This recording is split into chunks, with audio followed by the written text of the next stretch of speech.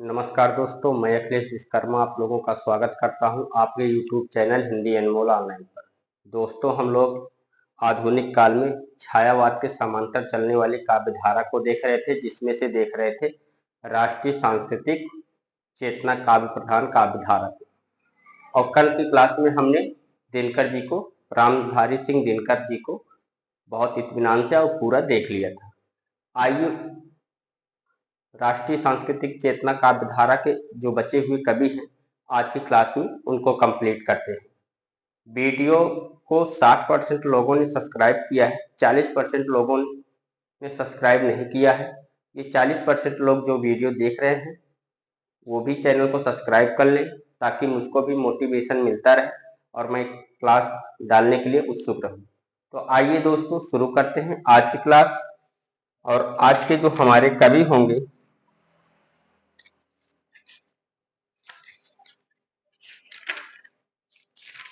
उनका नाम है श्याम नारायण पांडे।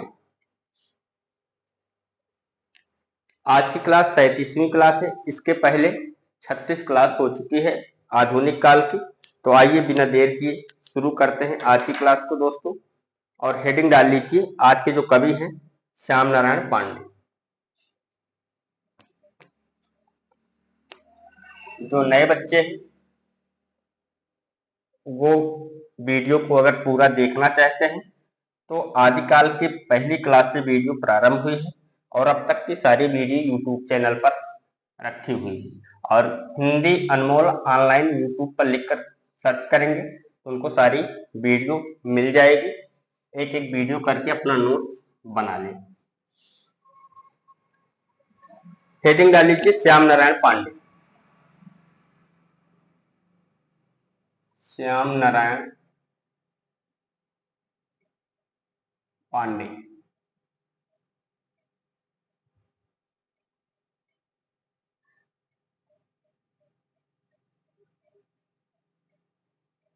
कल के वीडियो में मेरे पास एक कमेंट आया था कि सर दिनकर जी के पत्नी का नाम और उनके बच्चे का नाम बता दीजिए, कितने बच्चे थे। पत्नी का नाम था श्यामावती देवी और उनके 4 बच्चे थे, 3 बेटियां और 1 बेटा। जो लिखना चाहते हैं वो लिख लीजिए।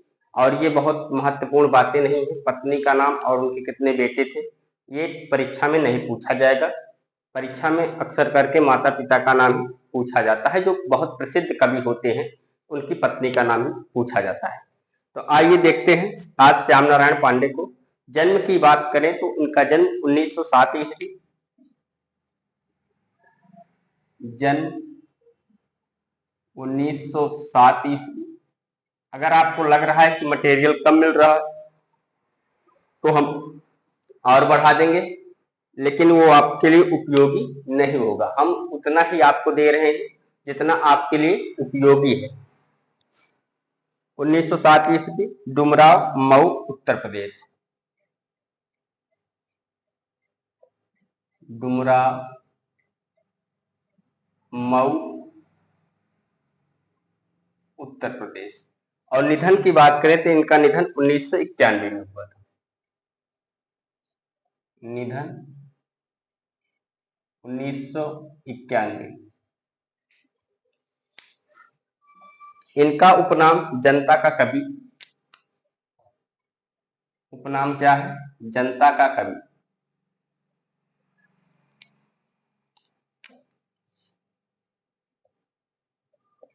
जनता का कवि। रचनाएं कौन कौन सी हैं? आइए रचनाएं देखते हैं।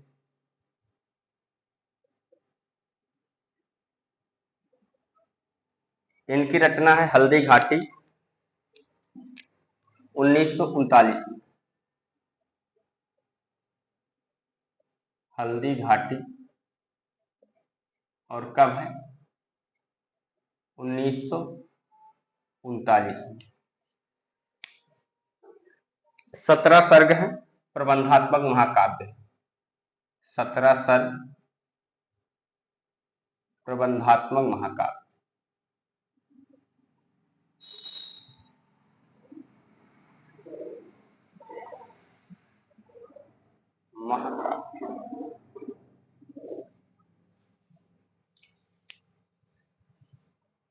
अगली रचना है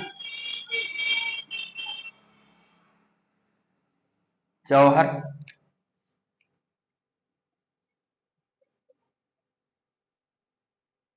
और ये है 1944 में। 21 सर्ग हैं।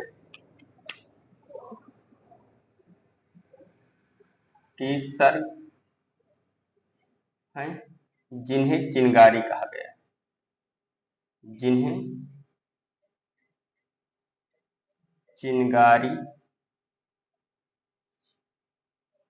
कहा गया है। कहा गया है।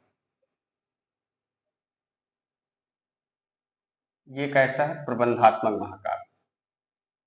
प्रबंधात्मक महाकाव्य।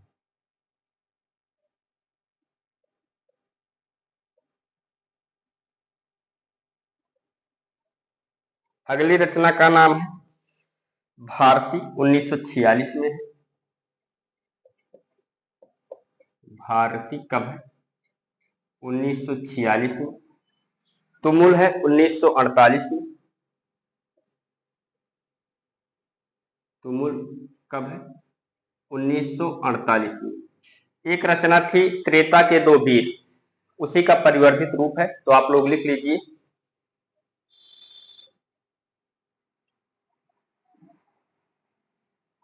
त्रेता के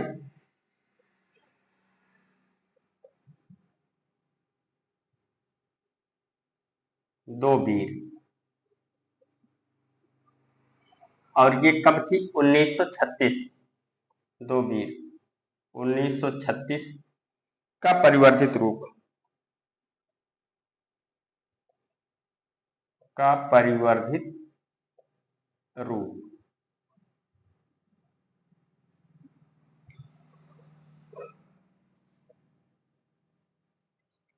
इसमें लक्ष्मण और मेघनाथ के मध्य हुए युद्ध का चित्रण है। इसमें लक्ष्मण और मेघनाथ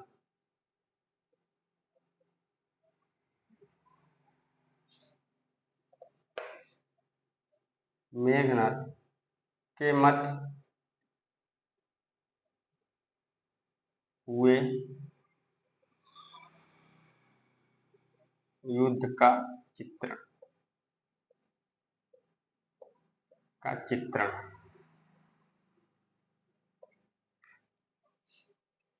और अगली रचना है रूपांतर।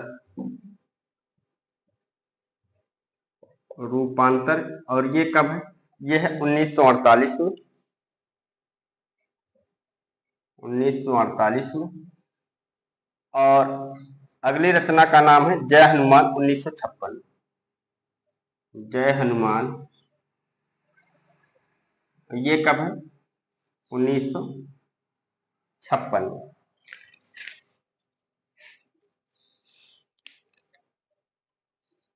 नीचे लिख दें, नहीं तो आप लोग कंफ्यूज हो जाएंगे।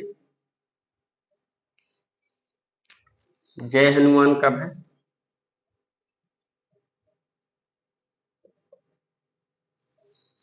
1956। अन्य रचनाएं कौन कौन सी हैं इनकी?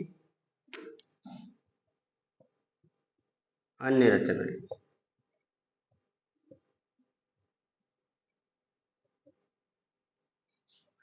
रिमझिम है।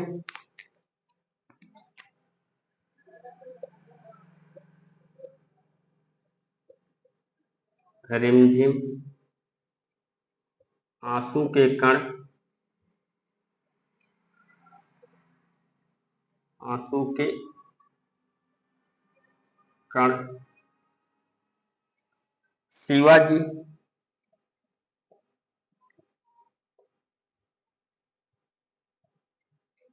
वीर सुभाष। वीर सुभाष।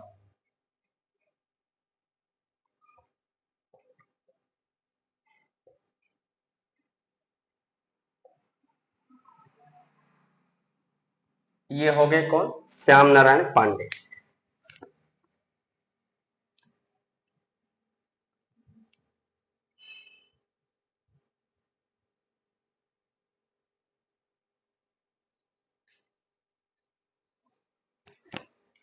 आधुनिक काल की 37वीं क्लास है और 37वीं क्लास के पहले कवि हैं श्याम नारायण पांडे। आज हम देख रहे हैं। जन्म की बात करें तो इनका जन्म 1907 ईस्वी डुमराव मऊ उत्तर प्रदेश में हुआ था। निधन 1991 ईस्वी में हुआ था। उपनाम जनता का कवि है। रचनाएं कौन सी है? हल्दी घाटी 1939 में है, जिसमें 17 सर्ग है, प्रबंधात्मक महाकाव्य।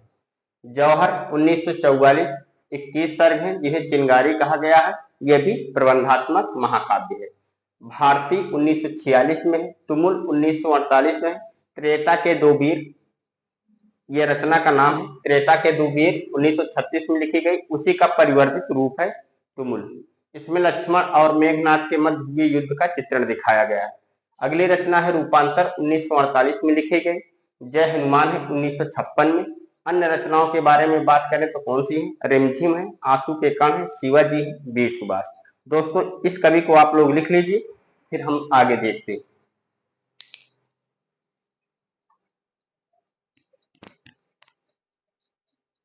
ठीक, लिख लिया होगा आपने। आइए आगे बढ़ते हैं। लिखने के साथ साथ आप लोग याद करते भी रहिएगा, क्योंकि बहुत अधिक हो जाएगा तो याद करने में कठिनाई होगी। बीच बीच में क्लास हम बंद भी कर देते हैं 1-2 दिन के लिए, ताकि आप लोग आसानी से याद कर सकें। आपको पढ़ने में कोई दिक्कत होनी नहीं चाहिए।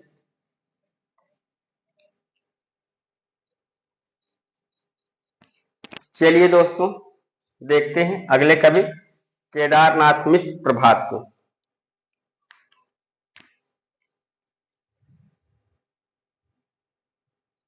केदारनाथ मिश्र प्रभात।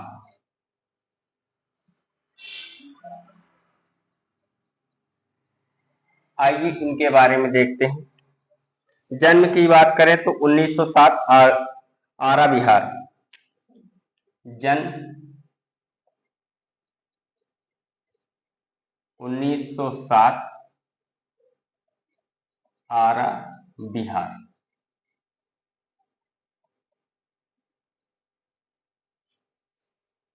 निधन की बात करें तो 1984।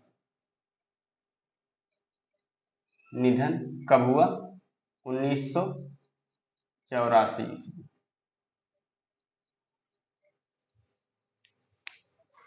काव्य संग्रह कौन कौन से हैं इनके? काव्य संग्रह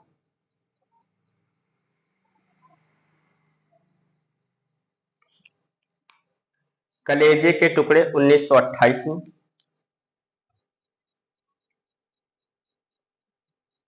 कलेजे के टुकड़े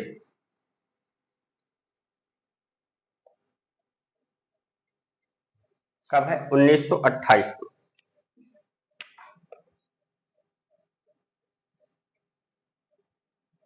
में। ज्वाला 1929 में।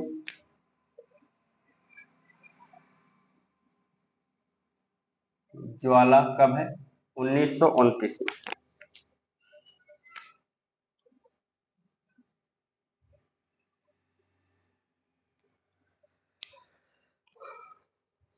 ज्वाला के बाद श्वेत नील 1936 में। श्वेत नील कब है? 1936 में।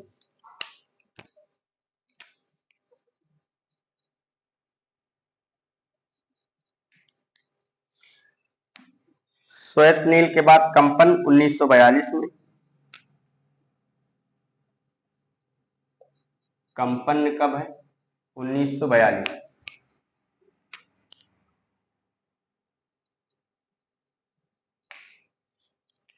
कंपन के बाद समृद्ध 1944 में। ये गीत नाट्य है।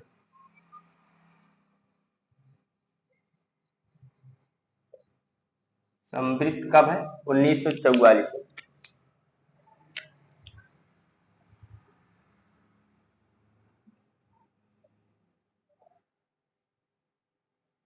गीत नाट्य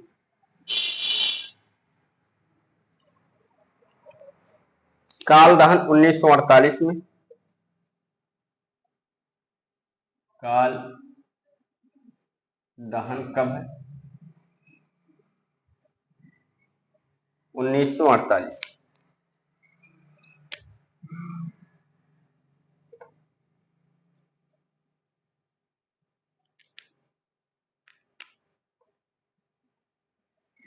काल दहन कब है? 1948 में। चिर स्पर्श 1951 में।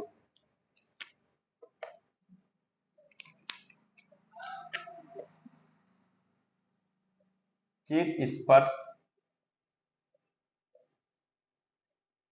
1951 में।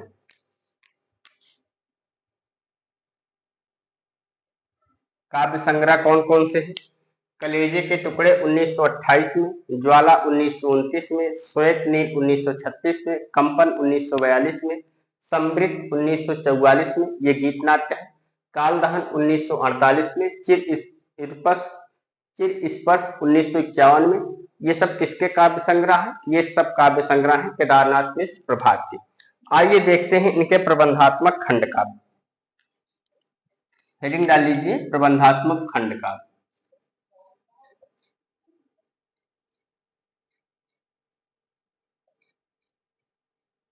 खंड काव्य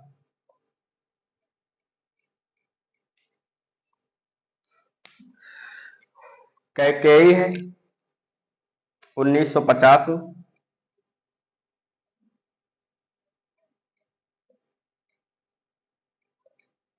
कैकेयी कब है? 1950।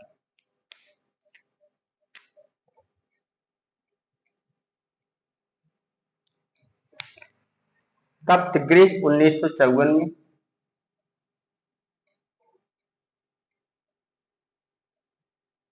कब है? 1954 में।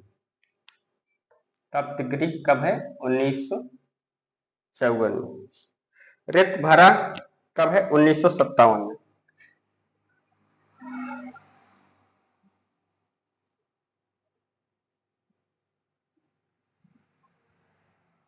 ऋतभरा कब है? 1957।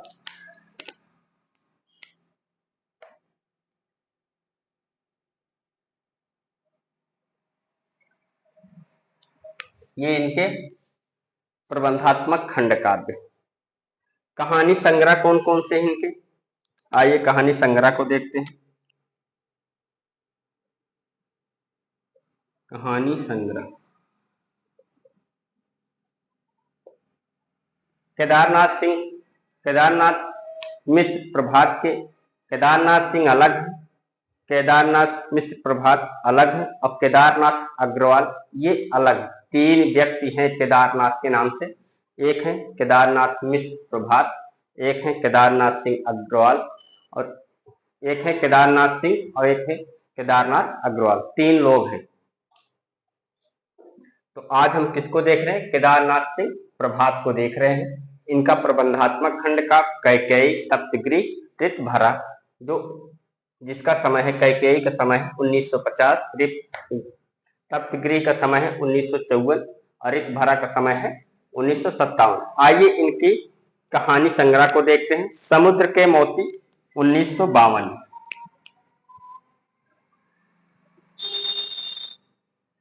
समुद्र के मोती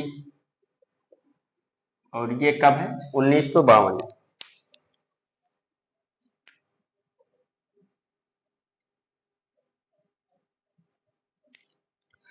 आश्चर्यजनक कहानियां।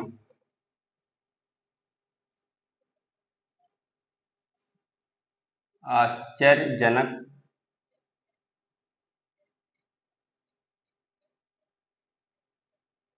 कहानियां और ये कब है? यह भी 1952 में।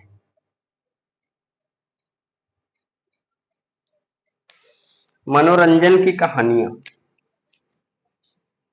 मनोरंजन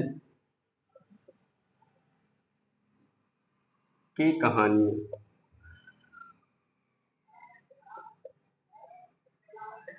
कब है? 1952।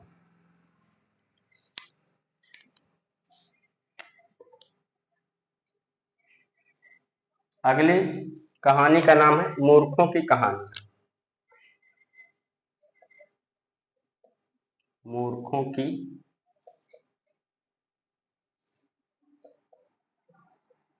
कहानी। और ये भी कब है? ये भी 1952।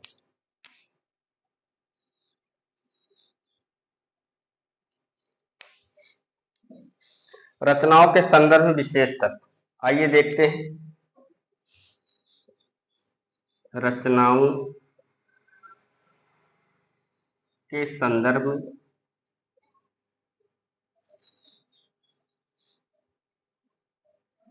विशेष तत्व।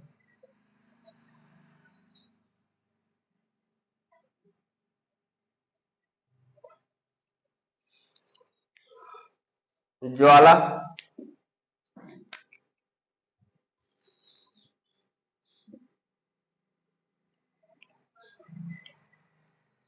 देशभक्ति से संबंधित गीतों का संकलन।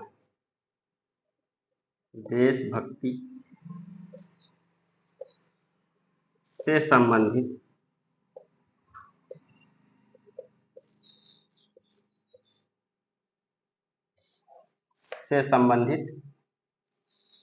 गीतों का संकलन।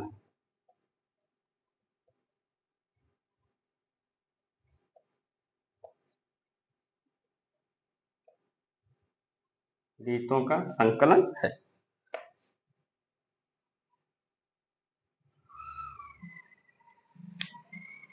कंपन,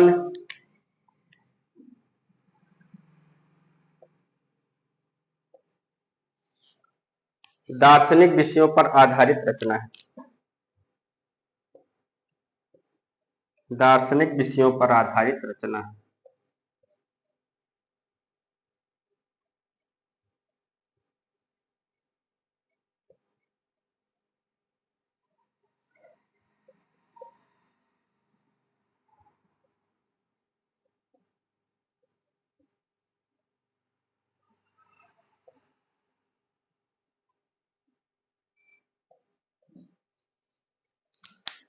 कंपन के बाद चिर स्पर्श,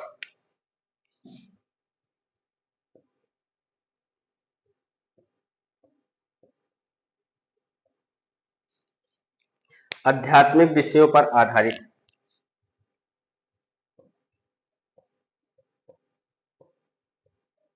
आध्यात्मिक विषयों पर आधारित।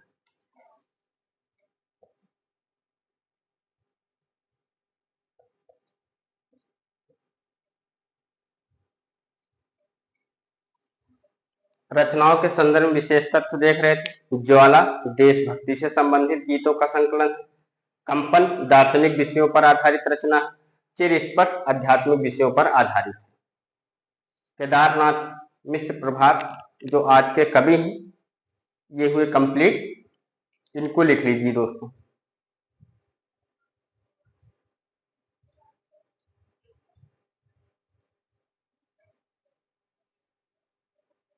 आइए एक बार इस पेज को दोहरा लिया जाए, उसके बाद आगे बढ़ा जाए।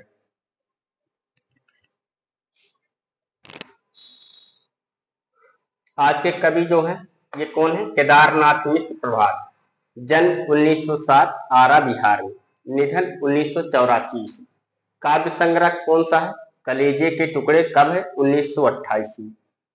ज्वाला कब है? 1929 में। श्वेत नील 1936 में। कंपन 1942 में। समृद्ध 1944 में। समृद्ध इनका गीत नाट्य है। काल दहन 1948 में। चिर स्पर्श 1951 में। प्रबंधात्मक खंड काव्य की बात करें तो इनका कौन सा है? कैकेयी जो 1950 में है। तप्त गृह 1954 में। रक्त भरा 1957 में। कहानी संग्रह कौन कौन से हैं? समुद्र के मोती 1952 में। आश्चर्यजनक कहानियां 1952 में। मनोरंजन की कहानियां 1952 में। मूर्खों की कहानियां 1952 में। किसकी है? केदारनाथ मिश्र प्रभात की है। रचनाओं के संदर्भ में विशेष तत्व को देखें। ज्वाला किसकी रचना है? केदारनाथ मिश्र प्रभात की है। किससे संबंधित है? देशभक्ति से संबंधित गीतों का संकलन है। कंपन किसकी रचना है? केदारनाथ मिश्र प्रभात की है। किससे संबंधित है? दार्शनिक विषयों पर आधारित रचना है। चिर स्पर्श किसकी रचना है? केदारनाथ मिश्र प्रभात की है। किससे संबंधित है? आध्यात्मिक विषयों पर आधारित है। दोस्तों इतना आप लोग लिख लीजिए। फिर देखते हैं अगले कवि सुभद्रा कुमारी चौहान।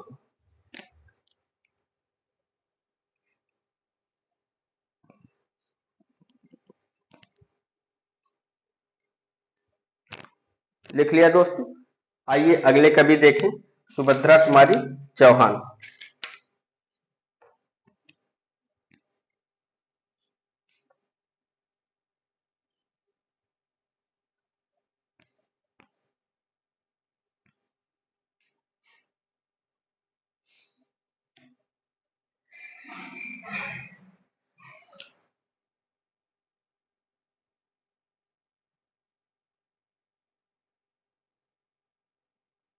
सुभद्रा कुमारी चौहान।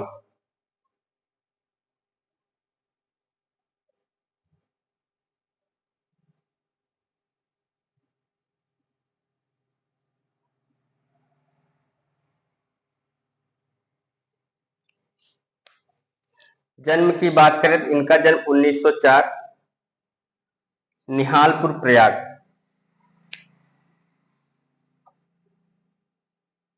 जन्म 1904 निहालपुर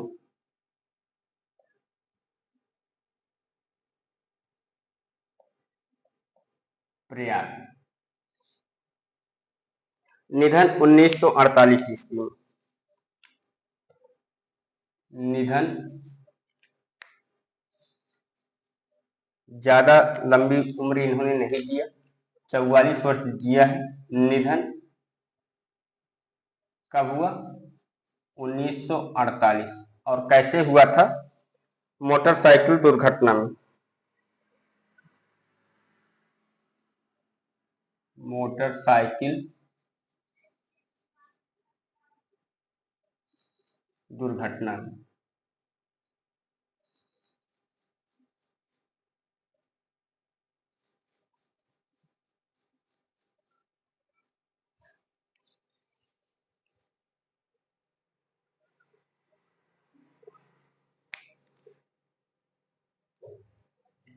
और इनको राष्ट्रीय भावधारा की कवित्री कहा जाता है। लिख लीजिए, राष्ट्रीय भावधारा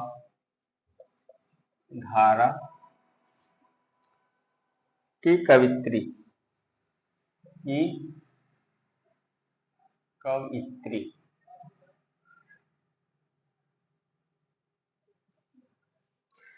इनकी प्रथम कविता का नाम नीम। प्रथम कविता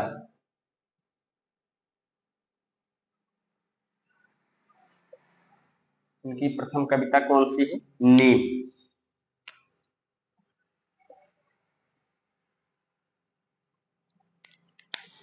चर्चित कविताएं कौन कौन सी हैं इनकी, आइए देखते हैं। चर्चित कविताएं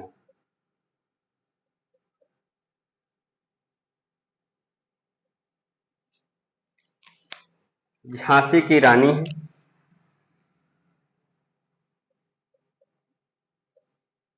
झांसी की रानी,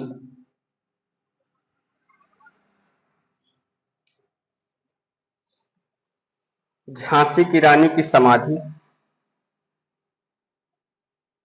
झांसी की रानी की समाधि।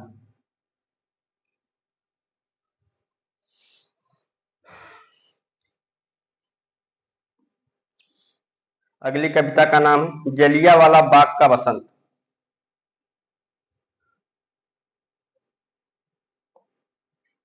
जलियांवाला बाग का बसंत।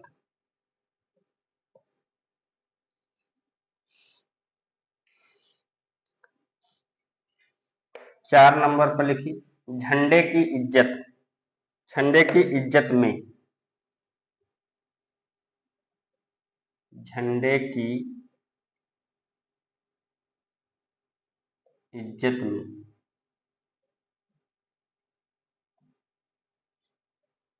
पांचवी रचना है स्वदेश के प्रति।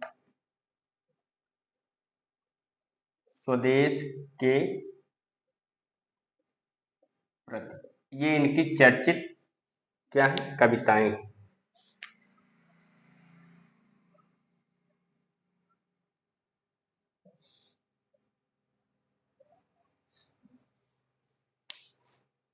काव्य संग्रह की बात करें तो इनके दो काव्य संग्रह त्रिधारा और मुकुल, तो दोनों काव्य संग्रह लिख लीजिए। दोनों का समय 1931 है। काव्य संग्रह लिखिए, काव्य संग्रह। एक है त्रिधारा,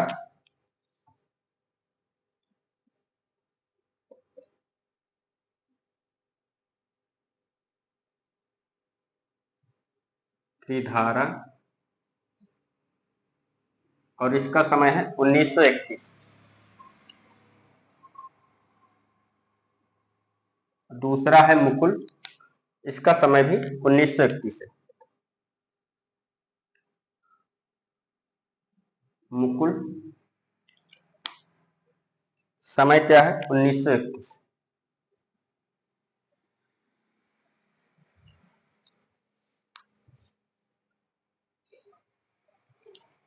कहानी संग्रह की बात करें, एक बार इस पेज को हम दोहरा लेते हैं, उसके बाद उनका कहानी संग्रह देखते हैं। हम किसको देख रहे हैं, सुभद्रा कुमारी चौहान को। जन्म की बात करें तो 1904, निहालपुर प्रयाग।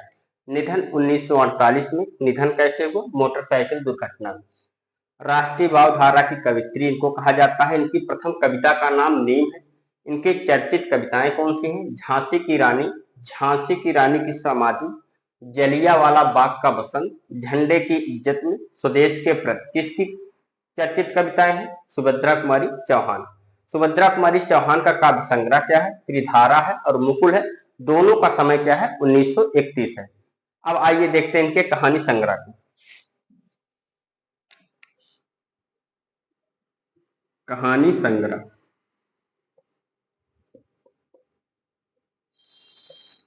इनका कहानी संग्रह है बिखरे मोती,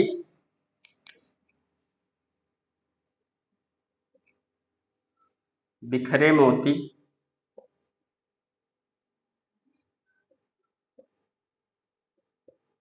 और ये कब है, 1932 में।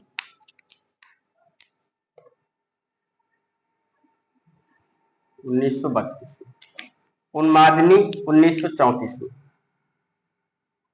उन्मादिनी कब है, 1934 में।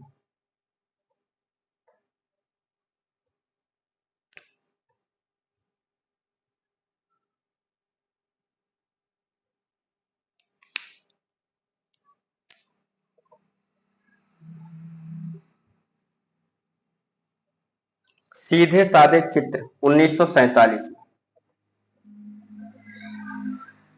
सीधे साधे चित्र, और ये कब है, ये है 1947 में।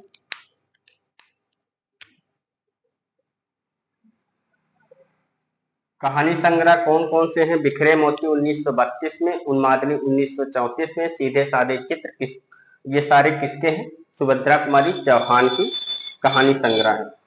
आइए इनकी चर्चित पंक्तियां देखते हैं।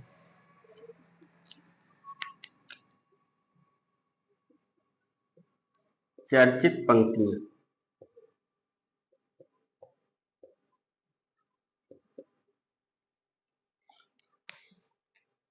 लिखिए, बुंदेले हर बोलों के,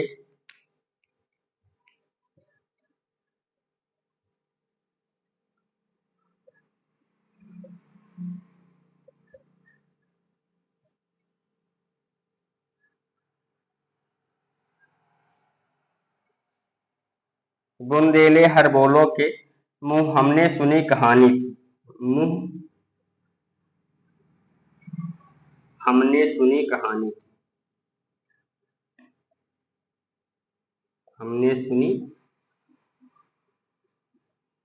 कहानी थी।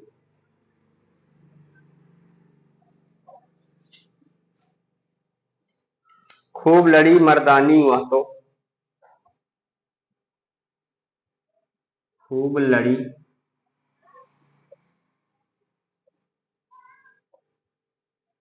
मर्दानी वह तो,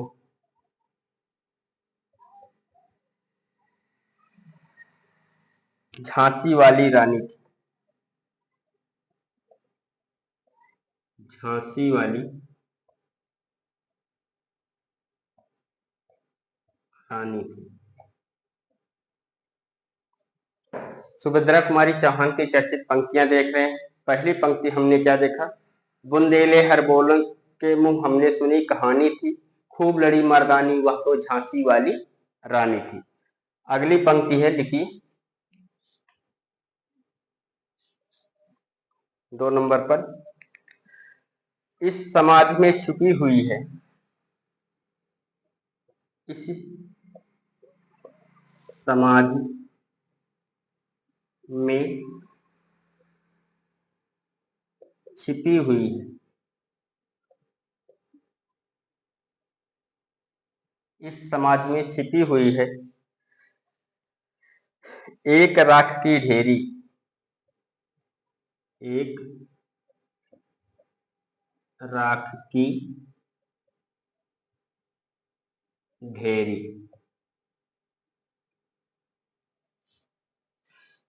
जलकर जिसने स्वतंत्रता की। जलकर जिसने स्वतंत्रता की।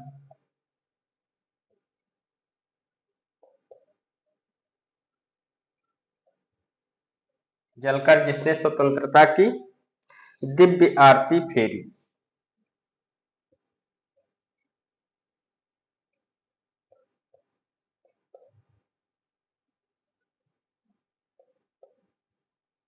दिव्य आरती फेरी।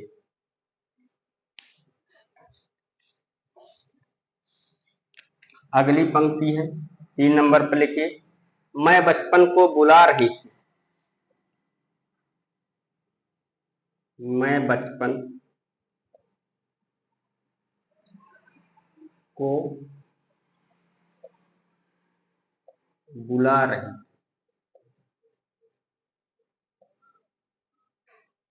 मैं बचपन को बुला रही थी, बोल उठी बिटिया मेरी। बोल उठी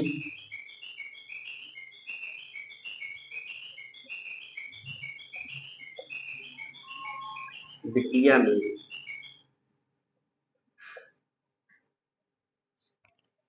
ये है मेरा नया बचपन कविता से। किससे है ये?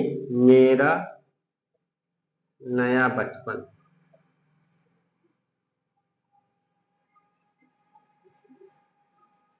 कविता से।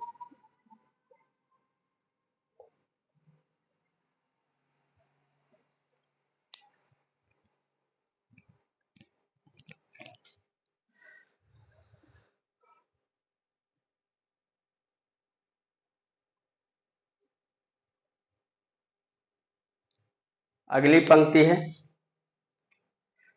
आज तुम्हारी लाली से मां।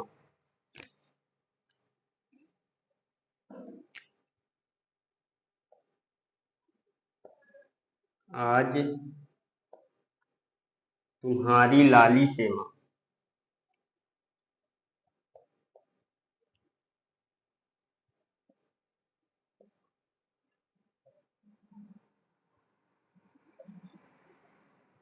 आज तुम्हारी लाली से मां के मस्तक हो लाली। के मस्तक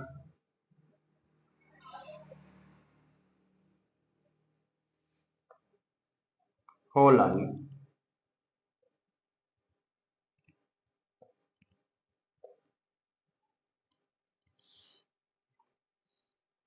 काली जंजीरें टूटे।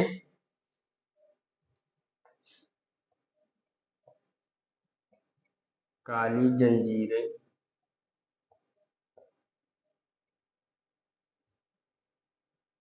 टूटे, काली जमुना में हो लाली, काली जमुना में हो लाली।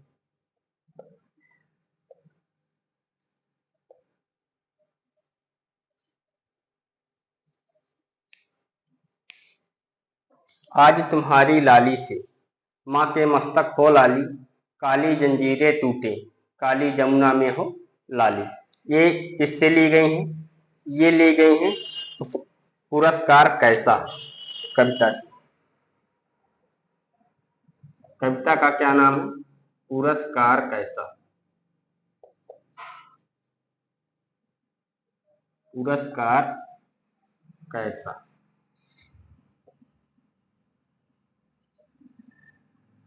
कविता से।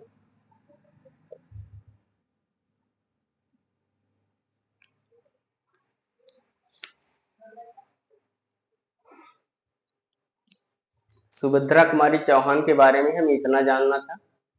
आप लोग लिख लीजिए, उसके बाद इस पेज को दोहराते हैं, फिर बढ़ते हैं आगे।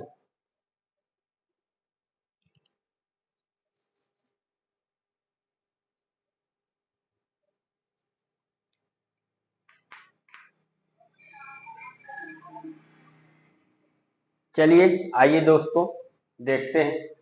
हम देख रहे हैं सुभद्रा कुमारी चौहान को। जन्म की बात करें 1904 निहालपुर प्रयाग, निधन 1948। निधन कैसे हुआ? मोटरसाइकिल दुर्घटना में। आपसे क्वेश्चन पूछ सकता है कि किस कवि का निधन मोटरसाइकिल दुर्घटना के अंतर्गत हुआ था? किसका हुआ था? सुभद्रा कुमारी चौहान का। ये इनको राष्ट्रीय भावधारा की कवित्री भी कहा जाता है। इनकी प्रथम कविता अगर आपसे पूछे तो क्या है? नेम है। चर्चित कविताएं कौन सी हैं? झांसी की रानी है, झांसी की रानी की समाधि है, जलियांवाला बाग का वसंत है, झंडे की इज्जत में, स्वदेश के प्रति। काव्य संग्रह कौन सा है? त्रिधारा 1931 में, मुकुल 1931 में। कहानी संग्रह बिखरे मोती 1932 में, उन्मादिनी 1934 में, सीधे साधे चित्र 1941 में। चर्चित पंक्तियां कौन सी हैं? बुंदेले हर बोलों के मुंह हमने सुनी कहानी थी, खूब लड़ी मर्दानी वह तो झांसी वाली रानी थी। ये इनकी पहली पंक्ति हमने देखी। दूसरी क्या है? इस समाज में छिपी हुई है एक राख की ढेरी, जलकर जिसने स्वतंत्रता की दिव्य ज्योति फेरी। ये दूसरी पंक्ति थी। तीसरी पंक्ति क्या है? मैं बचपन को बुला रही थी, बोल उठी बिटिया मेरी। और ये किस कविता से ली गई है? मेरा नया बचपन कविता से ली गई।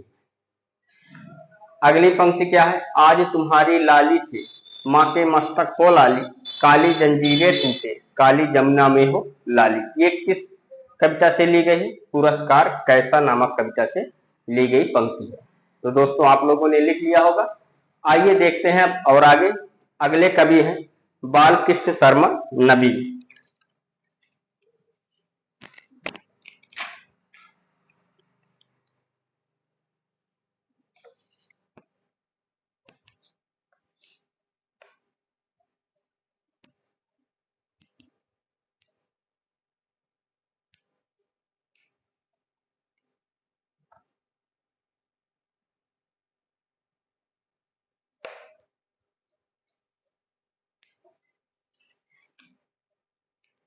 बालकृष्ण शर्मा नबी।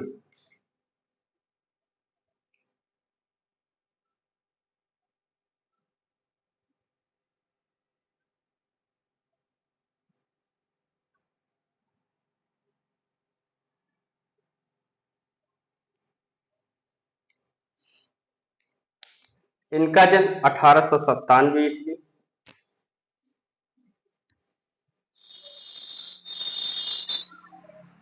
जन्म कब हुआ? 1897 ईस्वी, भयाना ग्वालियर। भयाना ग्वालियर।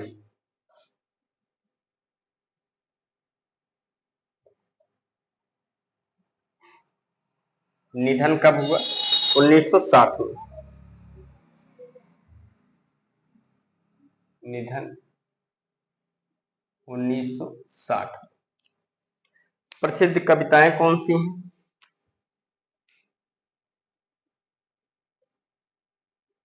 प्रसिद्ध कविताएं।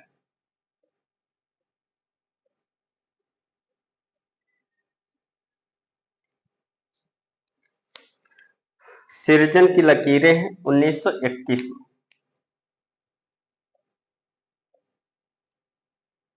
सृजन की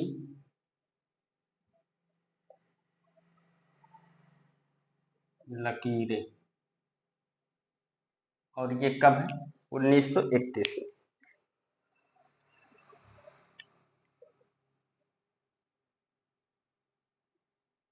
विप्लव गायन 1933 में।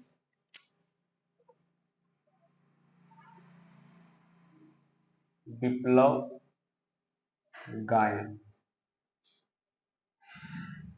1933 में।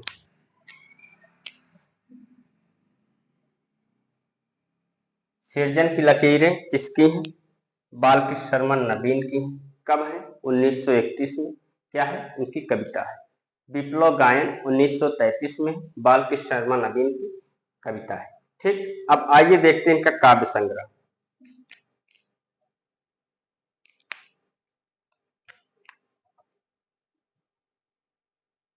काव्य संग्रह। कुमकुम 1936 में।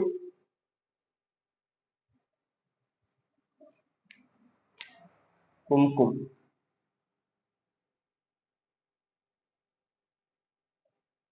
कुमकुम कब है? 1936 में।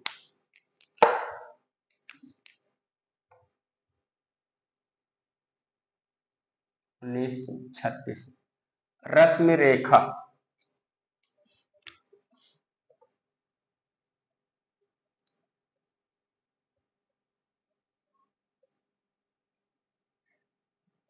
रश्मि रेखा, और ये कब है?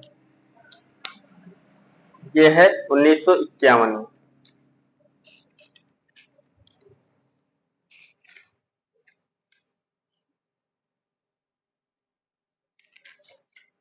ये कब है? 1951 में।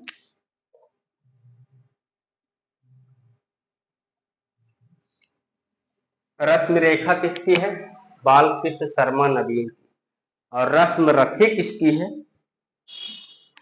दोस्तों, रश्मि रथी 1952 में रचित रचना है। किसकी है? रामधारी सिंह दिनकर की। रश्मि रथी रामधारी सिंह दिनकर। रश्मि रेखा बालकृष्ण शर्मा नवीन। बालकृष्ण शर्मा नवीन की रश्मि रेखा कब है? 1951 में।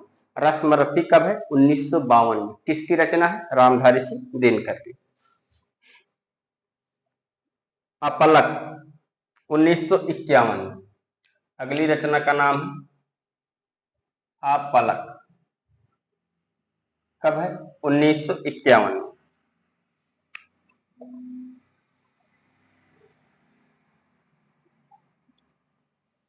क्वासी क्वासी है 1952 में। कब है? 1952।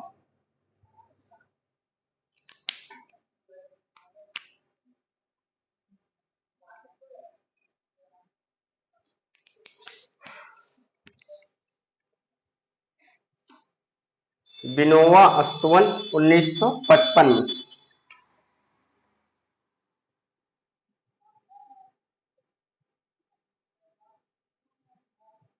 विनोबा स्तवन कब है? 1955 में।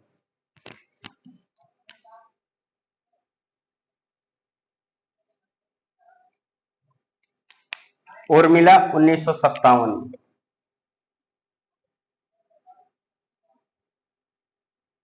उर्मिला 1957 में। अगली रचना का नाम है हम बिस्पाई जन्म की। हम बिस्पाई जन्म की। हम बिस्पाई जन्म के कब है? 1964 में।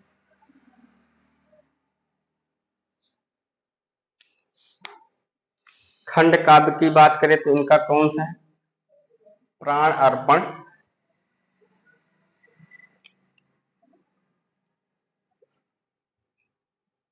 खंड काव्य।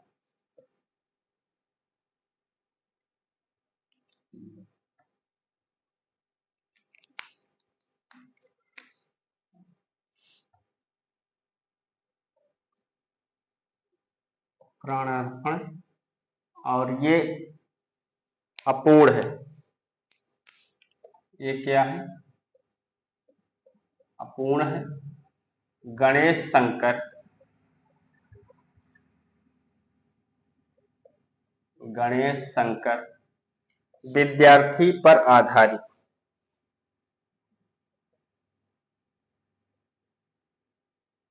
गणेश शंकर विद्यार्थी पर आधारित।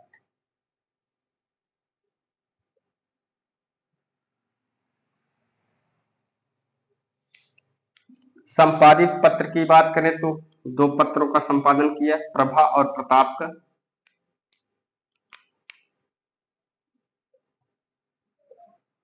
संपादित पत्र कौन से हैं? प्रभा, प्रताप। नंबर 1 प्रभा,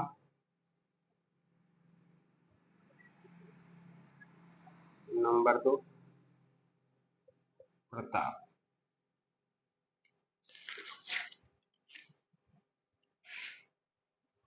विशेष तत्व क्या है इनका?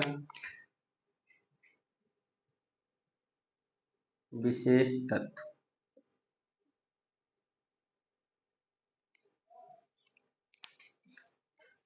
बालकृष्ण शर्मा नवीन ने स्वयं को बालकृष्ण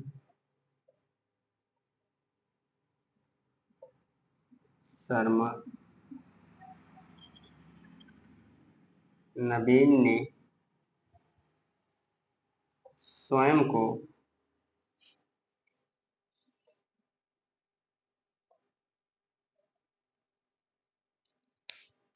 बिस्पाई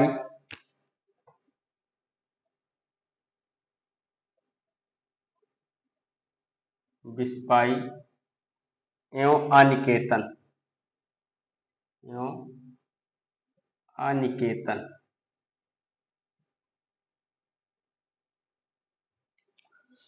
कहा है।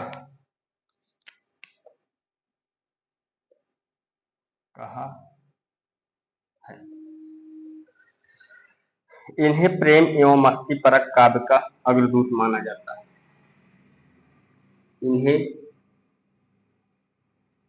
प्रेम एवं मस्ती परक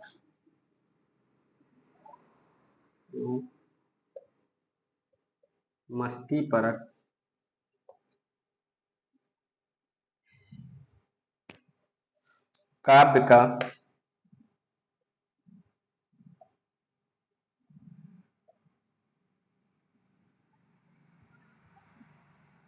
अग्रदूत माना जाता है।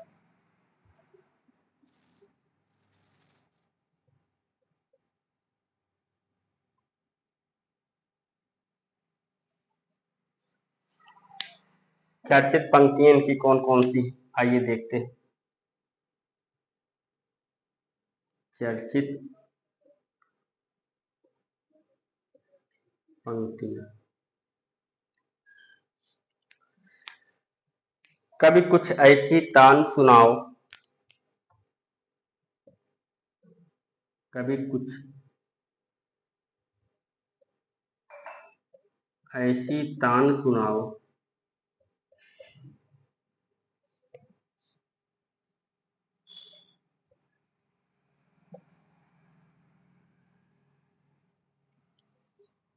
उथल पुथल मच जाए। उथल पुथल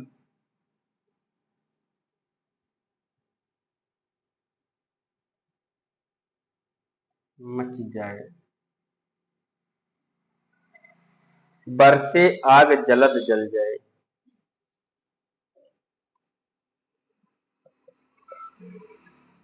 बरसे आग जलद जल जाए।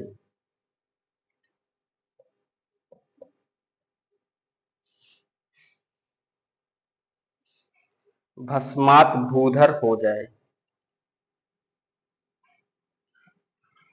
भस्मात भूधर हो जाए।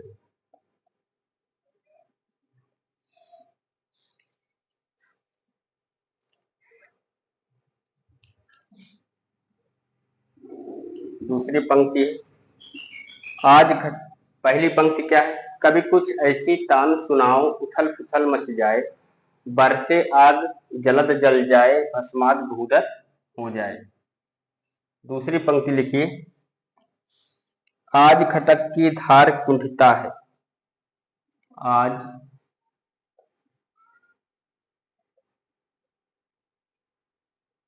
खडग आज खड़ग की धार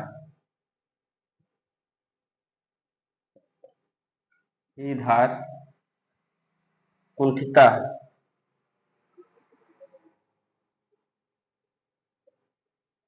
कुंठिता है।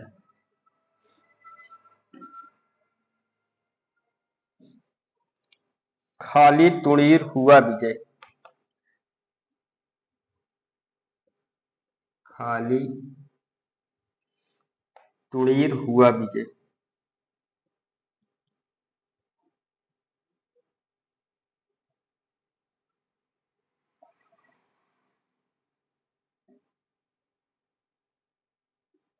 खाली तुड़ीर हुआ विजय।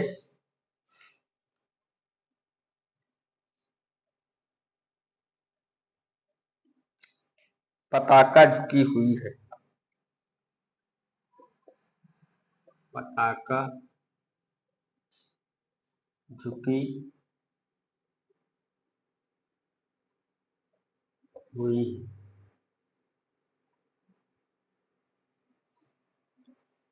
आज खटक की धार कुंठिता है, खाली तुड़ीर हुआ विजय, पताका झुकी हुई।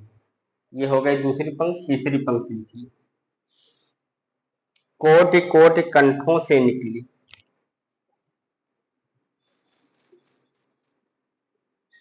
कोटि कोटि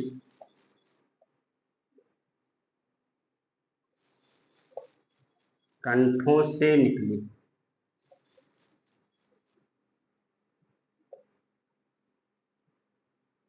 कोटि कोटि कंठों से निकली,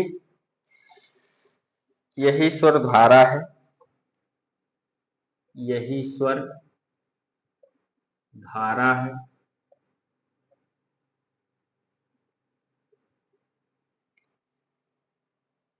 भारतवर्ष हमारा है या हिंदुस्तान हमारा है? भारतवर्ष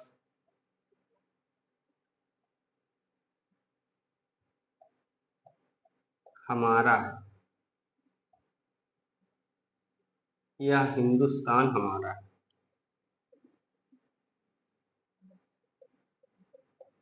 या हिंदुस्तान हमारा है।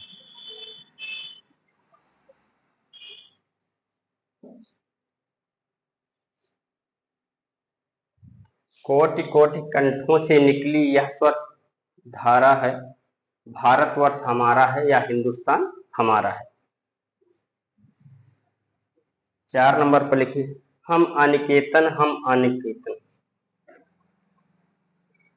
हम अनिकेतन हम अनिकेतन।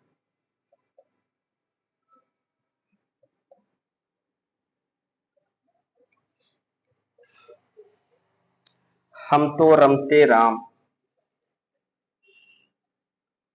हम तो रमते राम।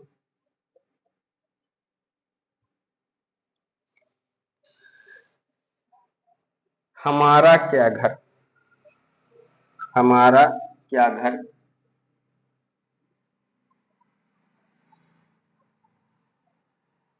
या घर या दर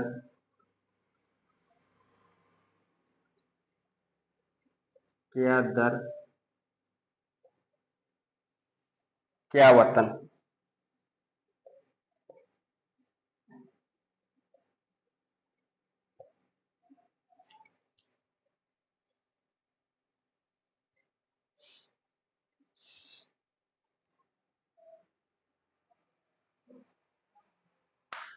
अगली पंक्ति है, चौथी पंक्ति क्या थी?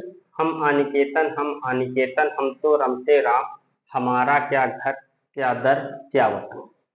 पांचवी पंक्ति है, हो जाने दो गर्क नशे में,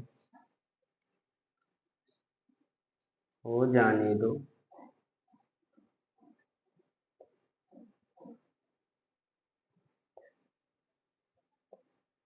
गर्क नशे में,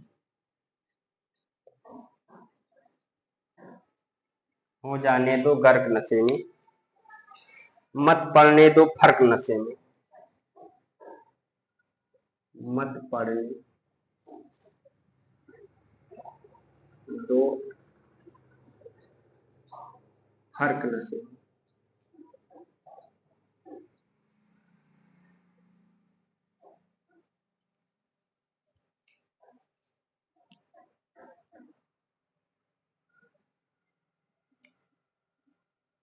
है बलदेवी सखे प्रज्वलित,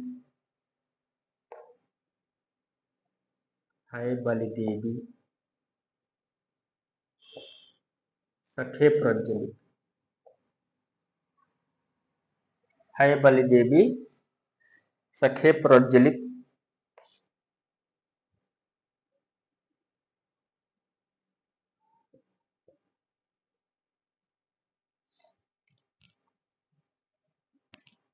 मांग रही ईंधन क्षण से, मांग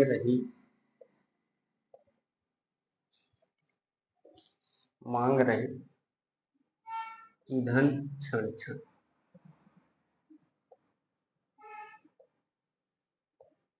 मांग रही ईंधन क्षण क्षण। ठीक दोस्तों, इतना लिख लीजिए आप।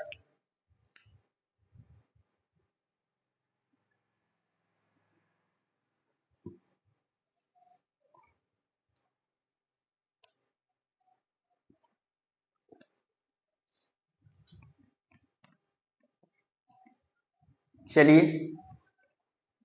इस पेज को एक बार दोहरा लिया जाए। बालकृष्ण शर्मा नवीन, जो जिस कवि को हम देख रहे हैं, जो हमारे सामने है, कौन है? बालकृष्ण शर्मा नवीन। अगर इनके विषय में बात की जाए तो इनका जन्म 1897 ईस्वी भयाना ग्वालियर में।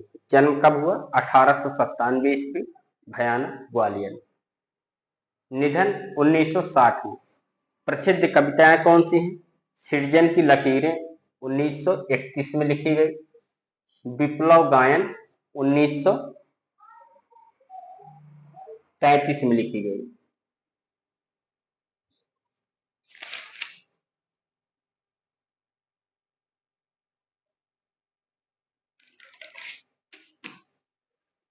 सृजन की लकीरें उनकी प्रसिद्ध कविता है। कब लिखी गई? 1931 में। विप्लव गायन 1933 में लिखी गई, ये भी इनकी प्रसिद्ध कविता है। काव्य संग्रह कुमकुम है 1936 में। रश्मि रेखा है 1951 में। अपलक है 1951 में। वासी है 1952 में। बिनोवा स्तवन 1955 में। उर्मिला 1957 में। हम बिस्पाई जन्म के 1964 में। खंड काव्य क्या है? प्राणार्पण अपूर्ण है। यह किस पर आधारित है? ये गणेश शंकर विद्यार्थी पर आधारित है।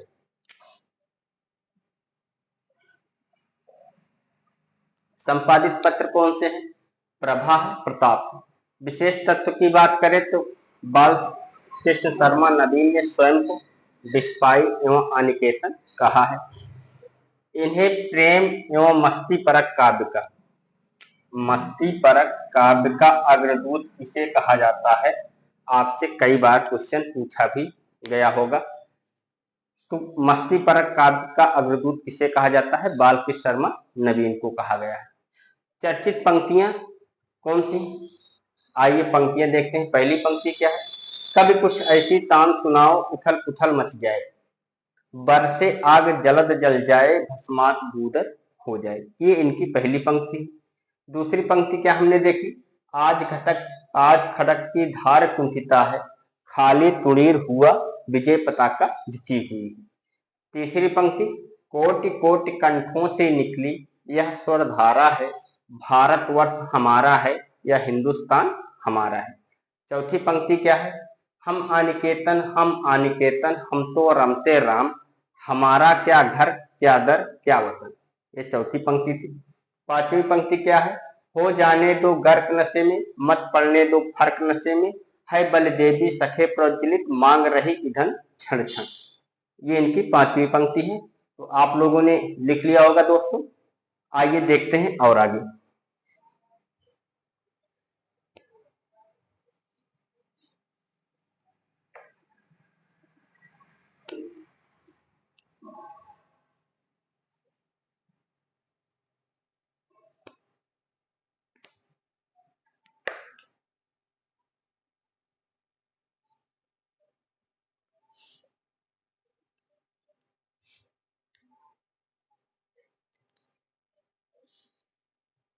अगले कवि का नाम है गुरुभक्त सिंह।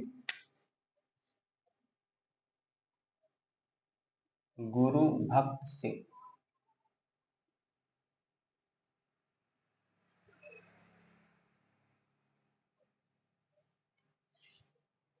जन्म की बात की जाए तो इनका जन्म 1893 से, जन्म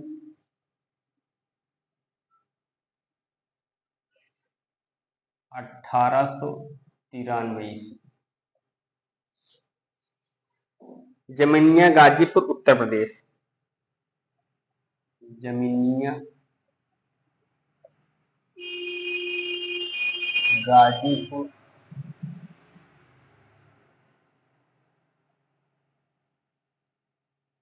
उत्तर प्रदेश। निधन 1983 ईस्वी। निधन कब हुआ, 1983 ईस्वी। काव्य संग्रह कौन से है, सरस सुमन है। काव्य संग्रह कौन सा है, सरस सुमन।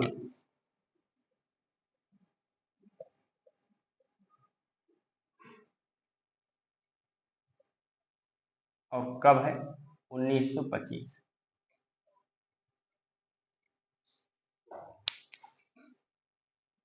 प्रबंधात्मक खंड का, प्रबंधात्मक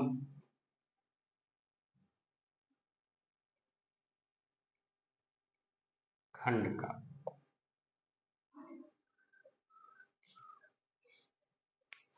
नूरजहां 1935 में।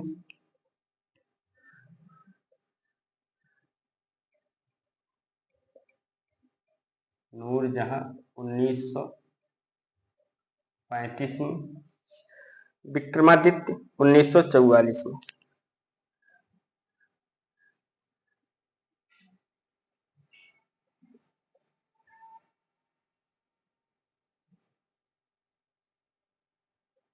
1944।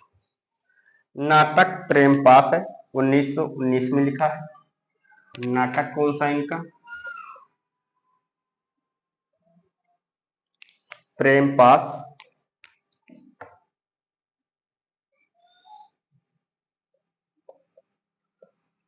कब है, 1919।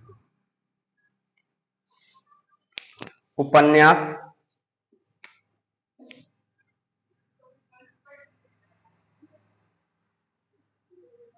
उपन्यास क्या है इनका, इनका उपन्यास है रधिया।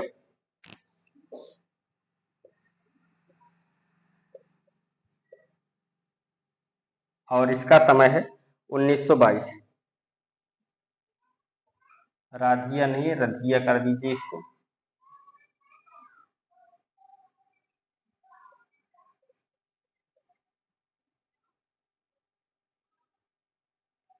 उन्नीस सौ 22 में। वो दोनों, एक और है वो दोनों, और ये है 1924 में। 1924 में।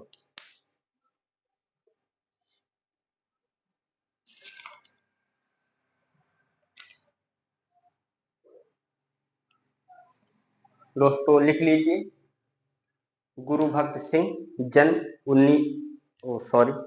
19 बार बार मुंह पे आ जाता है क्योंकि आधुनिक काल 1900 से आगे ही बढ़ता है, इसीलिए बार बार आ जाता है। चलो कोई बात नहीं। गुरु भक्त सिंह, जन्म 1893 ईस्वी, जमीनिया गाजीपुर उत्तर प्रदेश, निधन 1983। काव्य संग्रह सदस्य सुमन है, 1925 में लिखा गया। प्रबंधात्मक खंड काव्य नूरजहां है, 1935 में लिखा गया। और नूरजहां के अलावा विक्रमादित्य भी इनका प्रबंधात्मक खंड काव्य है, जो 1944 में लिखा गया। नाटक कौन सा है? प्रेम पास है, जो 1919 में लिखा गया। उपन्यास रधिया है, 1922 में। और एक उपन्यास और है, वो दोनों 1924 में लिखा गया। तो दोस्तों आप लोग इतना लिख लीजिए। अब वो 5 मिनट की क्लास और बची है, जिसमें हमको देखना है सामाजिक चेतना प्रधान काव्यधारा को। लेकिन इस क्लास में हम लोग नहीं देखेंगे, 5 मिनट की क्लास दूसरी हो जाएगी, चाहे आज दिन भर में हो जाए चाहे कल हो जाए, लेकिन ये क्लास अलग करनी पड़ेगी क्योंकि हम तीनों काव्य धाराओं को अलग अलग देख रहे हैं। तो तीनों काव्य धाराओं को अलग करने के लिए 5 मिनट या 10 मिनट की जो भी क्लास बनती है उसको अलग से करेंगे। तो आज की क्लास दोस्तों हम लोग यही समाप्त करते हैं। और जिन्होंने चैनल को सब्सक्राइब नहीं किया है वो चैनल को सब्सक्राइब कर लें और लाइक कर दें। क्लास आपको कैसी लग रही है कमेंट में लिख दिया करें। कोई अगर कमी आ रही है तो उस कमी को भी दर्शाएं ताकि उसमें थोड़ा सा सुधार किया जा सके। ठीक दोस्तों, चलिए मिलते हैं अगली क्लास में। तब तक के लिए नमस्कार दोस्तों, जय हिंद।